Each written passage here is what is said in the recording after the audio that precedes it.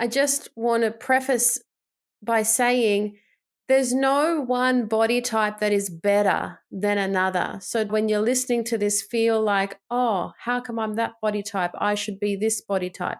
There's just different body types, but it doesn't mean, right, Dr. Rafeena, that one's better than the other. Totally. All the body types, they are packages. So there are some easy areas, like, there are certain characteristics that come so naturally, so easy to you.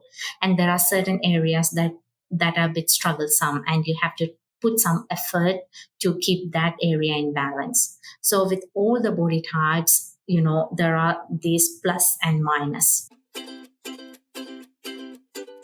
This is episode 84. I am so happy that you're here, and thank you for joining my show, your coach, Helen Yuskovic. I am on a worldwide mission to help people get confident in putting themselves first, because I used to put myself second my whole life. And because of that, I experienced every unhealthy relationship possible. An unhealthy relationship with myself, my health, my wealth, my intimate relationships, my family, my friends, and my career. I'm now living in an abundance that I used to just dream about. So I want to pave the way for you too.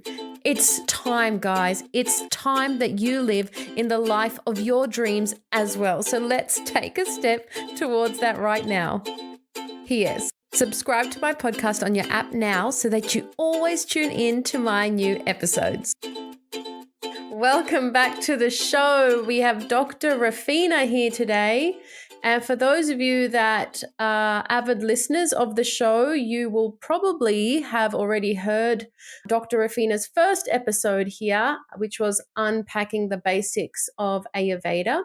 And I'll put a link to that show in the show notes today, because it was actually the most downloaded show ever on my podcast show. So I know that everybody is really interested in Ayurveda, and that's why I invited her back. So welcome back to the show, Dr. Rafeena.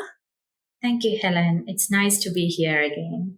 For those people that don't really know you yet, could you please just share a little bit about you, how you got to where you are today, and just a little bit about Ayurveda and what it is? Definitely, yeah. So I'm an Ayurvedic practitioner, sometimes also referred as Ayurvedic doctor or Ayurvedic physician. I'm from Kerala, the southern state of India, which is considered as the land of Ayurveda. So my journey into Ayurveda and my journey to this point was more or less organic. So after my year 12, when it's time to choose the uni degree, when I got an opportunity to choose the Ayurveda degree, actually, there is an assessment, like you have to go through a test, an examination and a series of assessment to get qualified into a uni degree of Ayurveda in Kerala, which is known as Bachelor's in Ayurvedic Medicine and Surgery. So when I got qualified into that, I didn't think twice. I just grabbed the opportunity, So that's how I began my journey. And after joining, I never, I didn't even have a second thought about it. I quite liked it. And so actually I joined for Ayurveda when I was 16. Back in 1999. And since then, I'm studying and practicing Ayurveda.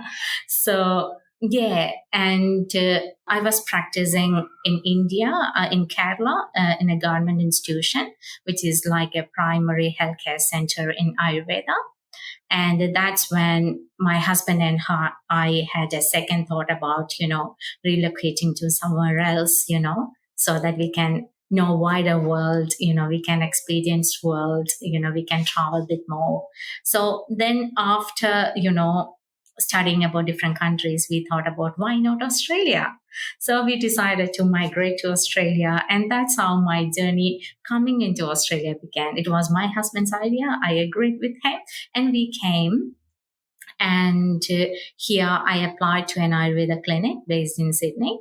And I got the post and I began my career in Ayurveda there. So as you know, 3 years before I started practice by myself. And 2 years before, with along with a couple of other practitioners, like-minded practitioners, we began Live Ayurveda. So I'm from Live Ayurveda now. It's so nice. So amazing, your journey. So, Thank you. just to clarify, Ayurveda was just part of your upbringing. So, you knew about Ayurveda from when you were a child? Yeah, absolutely. Because Ayurveda is so deep rooted into the culture of Kerala. So it's no secret in Kerala to do a massage during the rainy season, to go into a specific detox diet during the monsoon season, or as soon as you have, some flu or some fever, you quickly grab basil or quickly grab black pepper or turmeric and you make a concoction out of it. So everyone, more or less everyone in Kerala know about these concoctions, and so it's so deep rooted into our diet, in our daily lifestyle, and we know about the seasonal routine. Until and unless I learned about Ayurveda, I never realized that it's all coming from Ayurveda. I thought it's just, to be honest, as a child, I thought everyone lives like this, lives like this. Definitely, yeah. I mean, you wouldn't know any different. So, could you Yeah. just briefly describe what is Ayurveda? How would you define it to someone that has no idea what we're talking about? Yeah, of course. So, Ayurveda, by definition, is traditional medicine of India. And when we are referring about India here, it's the ancient India, the land of Indian subcontinent. So, it comes from India, Sri Lanka, Nepal, Pakistan, all that area. So, traditional medicine means the medicine that developed along with the development of humankind in that particular region. So, definitely by doing the trials and errors of that time, the scientific methods of that time, that it developed into a system of healthcare. Thank you for that. And let's talk about briefly the three body types of Ayurveda, the doshas, and how did they come about? Why is there only three? Mm. Yeah, yeah, definitely. So before we go into the body types, Mm-hmm. Ayurveda has its own very specific principles. So Ayurveda has its own perspective to human body and its own perspective to the world, to be honest. So it's not very different. We have some idea somehow, and we all integrate those practices into us some in our daily living somehow. So Ayurveda understands three basic energy patterns within us: the air factors, fire factors, and water factors. Air factors are known as Vata, the fire factors are known as Pitta, and the water factors are known as Kapha. Yeah, Vata, Pitta, and Kapha. That's true, yeah. So Vata, Pitta, and Kapha. So coming back to the body type, we know that we are quite different. Like, for example, if I compare myself with my sister or my brother, we grew together, we have similar genes, we grew in the same environment, eating similar food or more or less same food, but still we are quite different from each other. And, we can see the similar difference from our friends and people around us. And that's because we are different from one another, or in other words, our body type is different. Mm. And Ayurveda calls that as the way Ayurveda groups these difference is based on the energy factors that I have explained earlier. Mm-hmm. The air, so if someone is dominant of the air factors of Vata, they are known as Vata body type.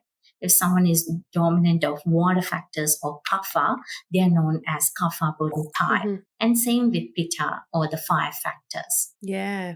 Well, today, let's focus on one because we can talk for hours and hours about Ayurveda. So we're just going to keep it bite sized today and focus on the Kapha body type. And what we'll do with this 3-part series is the next episode will be on the Pitta body type, the fire body type, and then the one after will be on the Vata body type, the water, the air body type. So let's focus today on the Kapha body type and let's deep dive into it a little bit. So could you please share some key aspects, some differentiations with the Kapha water body type? Yeah, definitely. So, a few cardinal features of kapha body type. For example, all of us will be wondering, okay, what is my body type, so that I can apply principles. So, I would like to share a few features that's quite specific to kapha body type. So, if you have these body features, or if you have these features, quite possibly you come under kapha category. So first and foremost, you will have a big, big body, like your body frame would be big. And secondly, you have smooth, soft skin. You have abundant, lustrous hairs. You have long and lots of eyelashes. And a few other features are that can help you to understand a bit more about you, or in other words, a bit more about kapha body type is. Some of the possibilities are it's difficult for you to lose weight. You are prone to hay fever, or you are prone to mucus conditions. You struggle to begin your day. You can be a bit slow in the morning. You can be a bit grumpy sometimes. It's not easy for you to get angry, but if you get angry, you can hold a grudge. And coming to the physiological features, generally you have a stable appetite. Having said that, it's not difficult for you to skip a meal.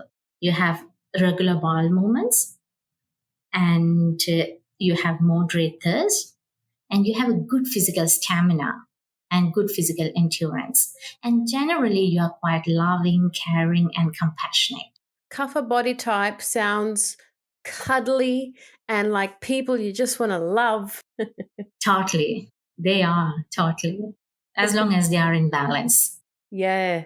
Yes, which is another thing I'd love to talk about. But first, Dr. Rafeena, it's time for your first curveball. Are you ready to play? Of course. Let's see. What is the best way that you like to maintain a high energy? Good question. So, for me, the best thing is good sleep. So, if I had a good sleep routine, my energy during the day is awesome. Love that. So, that's my saver. Perfect. And before we continue, I just want to preface by saying there's no one body type that is better than another. So when you're listening to this, feel like, oh, how come I'm that body type? I should be this body type. There's just different body types, but it doesn't mean, right, Dr. Rafeena, that one's better than the other. Totally. All the body types, they are packages. So there are some easy areas, like, there are certain characteristics that come so naturally, so easy to you. And there are certain areas that are a bit troublesome, and you have to put some effort to keep that area in balance. So with all the body types, there are these plus and minus. Exactly. Let's move on, because I know that it's very holistic. So diet, mindset, physical health is all important in being healthy optimally. But can you share with us the best ways to self-care for a kapha body type? So if someone's listening and they're like, I've got those characteristics, what's the best way to self-care for this body type? Thank you for that question, Helen, because sometimes I really feel like telling people, you know what, if you do this little thing, that can help you a lot. So and specifically considering that we are moving towards winter, and during winter, kapha can become quite active. That means for kapha body type, that can be a little bit difficult season. Specifically, they may feel sluggish physically and even emotionally. They may feel a bit unmotivated. They may feel, congested in the sinuses. So they feel a bit yucky, specifically in the morning. So the first thing, I will share a few points, because there are, as you said earlier, there are lots and lots and lots of things that we can do. Yes. And anyone that's already doing a good lot of things, they can even add a couple more. Good on you. So So I will really share a few really important things for Kapha body type. The first one is having a good morning routine. Mm. So that's very important for Kapha. And among that, it begins from waking up early. So you can decide the time that practically works for you. So there are people who can easily wake up by 5. They wish us to wake up at 4. And there are people who are waking up at 7 and they want to wake up at 6, All of us for naturally comes a certain time and we want to improve that in certain way. That doesn't matter. So you don't have to aim for the perfect time in the what I suggest is as long as we are not sleeping in the morning and as long as you try to wake up along with sun or more or less, for example, now the sunrise is around 6:25, 6:30. That's the sunrise we have in Sydney right now. Mhm. So you can wake up along with that, or the latest would be 1 hour later. That means 7. So that's the first thing you can aim for. So wake up early. At least try not to sleep in too much. So that's the first thing. Is that because they tend to get sluggish and because they already have a hard time in the morning? Yeah, definitely. Morning is the kapha time. That means during morning time, the body can produce more phlegm in the body.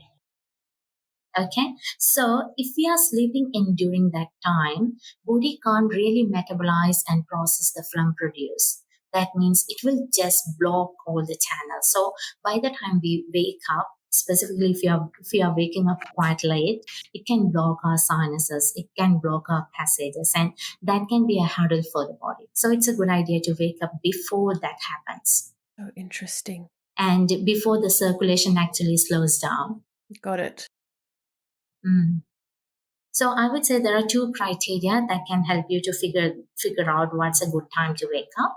One, if you have slept for a good 8.5 hours, 8.5 to 9 hours, that's the time. You don't need more than that sleep. So, and secondly, at least 1 hour later than the sunrise. So that's the latest that you could aim for. Ideally sunrise, but 1 hour later.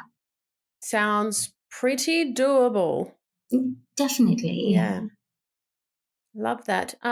Before you continue, Dr. Rafeena, it's actually time for your second curveball. Are you ready to play? Okay, sure. Definitely. If you could be any animal in the world, Okay. what animal would you choose and why?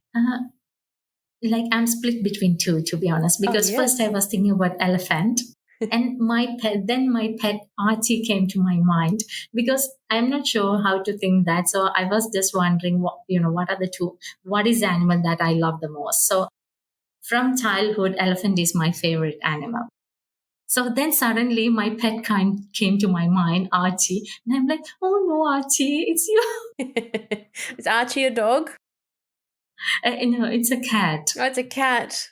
Oh, that's beautiful. Yeah. How come you like elephants? Because elephants they are native to Kerala. Like, there is a variety like Indian elephants. And in Kerala, there are lots of elephants. And traditionally, elephants, they are treated kind of like a pets in the temples. So there are, many temples in Kerala who own elephant as a pet. So that's why we are used to see them. So as a child, when you're going through the road, suddenly you can see an elephant walking. Wow. So it's such a big animal and yeah, it's such, so cute at the same time. I love that you grew up in like this naturistic place. It sounds beautiful. It is. All right, let's continue with the self-care for the Kapha body type. Definitely. Yeah. Okay. The second thing that I highly recommend is, and this is actually the lifesaver for Kapha body type, that's exercise. So have a good exercise. Oh, let's exercise. I thought you said less exercise, and I was going to say, what? No, sorry. Actually, I said that's exercise. Yeah. Got it. So, so a good exercise routine. And again, you don't have to go over the top. A good 40 minutes walking or anything that you are familiar with, that's really good for kapha. And one thing that I highly recommend for Kapha body type is to do the exercise in the morning itself. So then that will really boost the metabolism, that will really boost the circulation. And that itself, to a great extent, will work as a meditation for you, and your day will be saved. Did you hear that, guys? It will work as a meditation for you. It'll save your day. I already know people that are a Kapha body type because I've been an Ayurvedic fan for a very long time. And so I can see some of my clients and how much it benefits them as well to do things in the morning. But I know which ones are grumpy in the morning as well and which ones have a hard Yes. time. So I can I totally have a resonate. tip for them as well. Mhm. So, this is one little thing that can help you to motivate or elevate to some extent. It's body brushing. So, if you're feeling grumpy, if you're feeling sluggish, if you're feeling slow in the morning, what I recommend is as soon as you wake up, do some body brushing. So, grab a body brush from the pharmacy and brush yourself upwards. So, you have to do upwards towards your heart. So, throughout the body, from beginning from your foot, come up to your heart, from your hands, come up to your heart, and you can, even on the back of your body, wherever you can manage to reach, do that. So, just taking 2 to 3 minutes daily. That's something I highly recommend to do in the morning itself. So as soon as you do that, you will realize that, I feel much lighter now.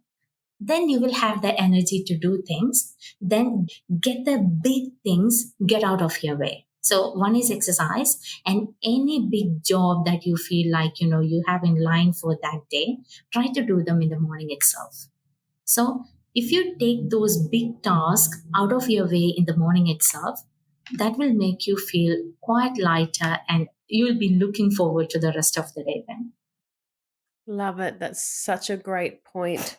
I have two dry body brushes. One's from you and one's another one. And so I have one in the bathroom and one in my bedroom so that Good. I can always have a dry body brush handy. Yeah. And another good routine that we can consider for Kapha body type is the good oral care. So there are two specific things that comes from Ayurvedic wisdom. One is tongue scraping. So after brushing your teeth, you do the tongue scraping. So either you can get a tongue scraper. There are copper tongue scraper or steel tongue scrapers available. If you don't have them, you can just use a steel spoon, the back of a steel spoon, and you just scrape from the back of your tongue to forwards 3 times like this.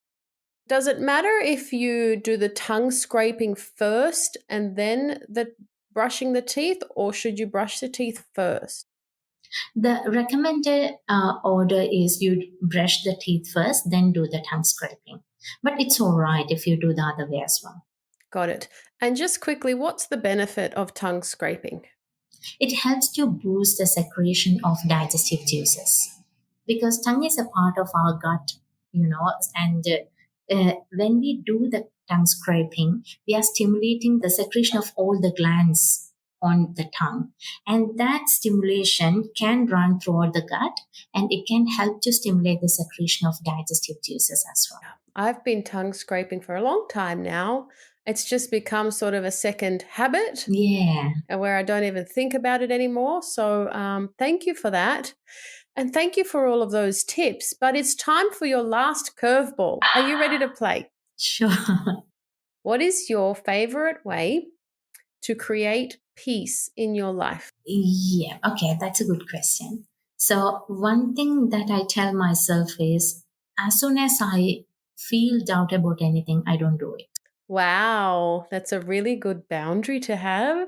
I love that. Yeah. So, because I have realized that your gut will tell you if something is not good, if something is not right, then your gut will tell you. And if you are able to listen to that, sometimes that can be a bit tricky. But, if you can stop it, then something can affect your peace when you know something and you did it. when you could sense something and you did it, isn't it? Mm. But if you didn't know and it just happened, it's you will just reflect that as an experience. It happened, there was no way that I can be aware of it. Mm. But if you could sense it and if you were doubtful about from the beginning itself, that's when you feel like I shouldn't have done it. And that's when you feel the regret and remorse, and that affects, your peace. Everything. I've done that many times in my life. And Dr. Rafeena, I just want to say thank you so much for your for your time today. Before we end the show, is there anything else that you would love to share? Thank you, Helen. It's always a pleasure to be here. So, one thing that I would like to add to the kapha routine is oil pulling. So, oil pulling is something that can be done on a daily basis. So, what you have to do, the simplest way to do the oil pulling is you take a teaspoon of oil and you add some warm water and you swish it around your mouth thoroughly for a good 60 to 90 seconds and you spit that out. So that's something that can really help to cleanse the micro channels in your oral cavity. And that can really help to relieve the congestion in your sinuses, specifically when you're doing on a daily basis. So that's one thing that I would like to add there.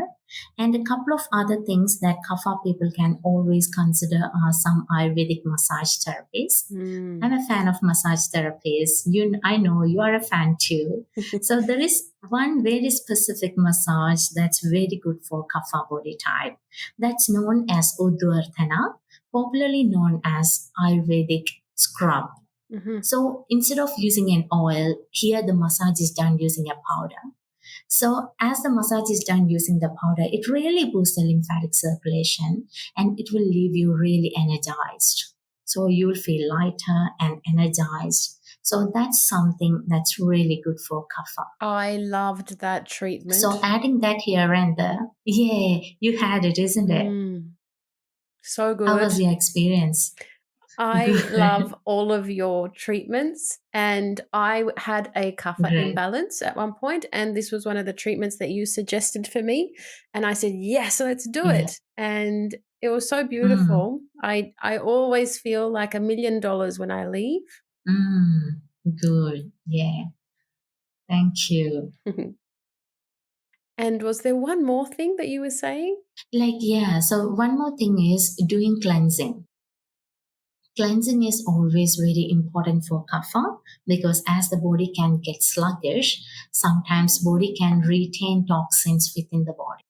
So a little boost to cleanse those toxins on a timely basis can always help a lot.